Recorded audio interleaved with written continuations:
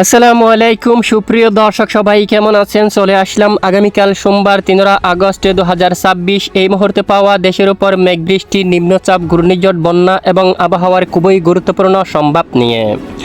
দেশ থেকে নিম্নচাপের প্রভাব পুরোপুরি কেটে গেলেও দেশের আকাশে সক্রিয় রয়েছে বিক্ষিপ্ত আকারে বৃষ্টি বলয়।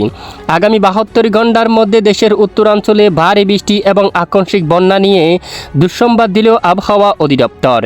ইতিমধ্যে দেশ থেকে নিম্নচাপের প্রভাব কেটে গিয়ে দেশের ওপর বাড়তে চলছে তাপমাত্রা। কিছু কিছু এলাকায় ভ্যাপসা গরম অনুভূত হচ্ছে।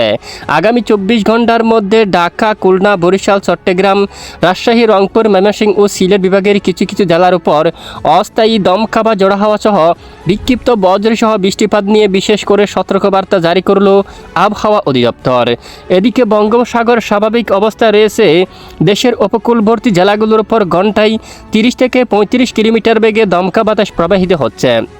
প্রিয় দর্শক, আজ রাতে কেমন থাকতে পারে বাংলার আবহাওয়া? আগামী 7 দিন পর্যন্ত বাংলাদেশের 8 বিভাগের 64 জেলার মধ্যে কোন কোন অঞ্চলে ভারী বৃষ্টি হতে পারে? পশ্চিমবঙ্গ সহ উত্তরবঙ্গ, আসাম, ত্রিপুরা, মেঘালয়, মিজোরাম সহ সারা দেশের কোন কোন জেলায় ভারী বৃষ্টি হতে পারে বা বন্যার সম্ভাবনা আছে কিনা তা জানিয়ে দেওয়া হবে। তো ভিডিওটি এক নজরে শেষ পর্যন্ত দেখতে থাকুন।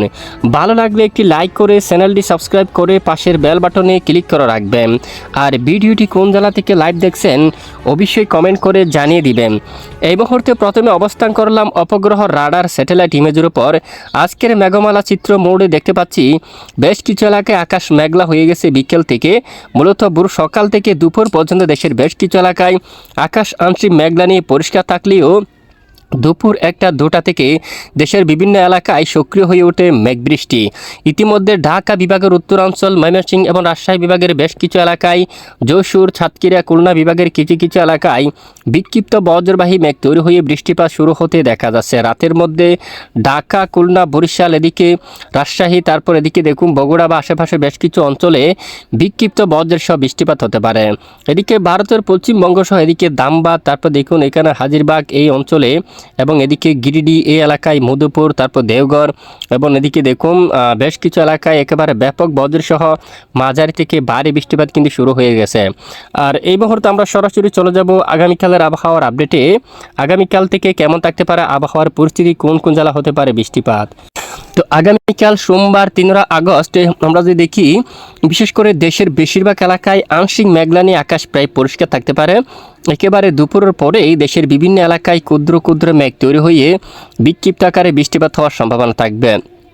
তখন ঢাকা বিভাগের কিছু কিছু জেলায়, দেশের পশ্চিম দিকের কিছু কিছু এলাকায়, খুলনা বা রাজশাহী, ময়মনসিংহ, সিলেট বিভাগের 2-1 অঞ্চলে বজ্রসহ বিক্ষিপ্ত বৃষ্টিপাত হতে পারে। রাতের দিকে সিলেট বিভাগের উত্তরাঞ্চল, সুনামগঞ্জ, জৈন্তাপুর, সিলেট, এদিকে রয়েছে বাগমারা, ডালু, ওদিকে জামালপুর, ময়মনসিংহ সহ এখানে বগুড়া সহ এখানে বেশ কিছু এলাকায় বিক্ষিপ্ত আকার বজ্রসহ বৃষ্টিপাত হওয়ার সম্ভাবনা থাকবে।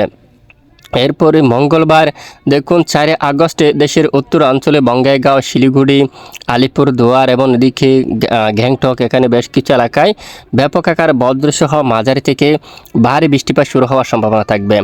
এই হচ্ছে বৃষ্টিপাতের আভাস। এরপরে মঙ্গলবার 4 আগস্টেও সিলেট, ময়মনসিংহ ও রংপুর বিভাগের অধিকাংশ এলাকায় হালকা থেকে মাঝারি কিছু এলাকায় ভারী বৃষ্টিপাত হওয়ার সম্ভাবনা থাকবে। এরপরে বুধবার 5 আগস্টে দেখুন দেশের উত্তরাঞ্চল, ময়মনসিংহ, সিলেট, তারপর রংপুর বিভাগের কিছু কিছু এলাকায় হালকা মাঝারি বিক্ষিপ্ত বজ্রসহ বৃষ্টিপাত হতে পারে।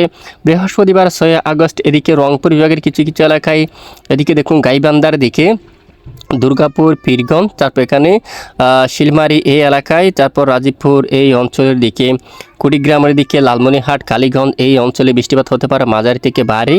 এদিকে রংপুর, বদরগঞ্জ, এদিকে সৈয়দপুর, বীরগঞ্জ, নীলফামারী এবং ঠাকুরগাঁও রয়েছে, দেবীগঞ্জ, বোদা, তারপর এদিকে পঞ্চগড়, এখানে দেখুন জলপাইগুড়ি, ধূপগুড়ি, শিলিগুড়ি সহ উত্তরের জেলাগুলোর উপর মাঝারি থেকে ভারী বৃষ্টি হতে পারে এবং ভারী বৃষ্টির কারণে এখানে দেখুন এখানে আকস্মিক আকারে বন্যার পরিস্থিতি সৃষ্টি হওয়ার সম্ভাবনা থাকবে।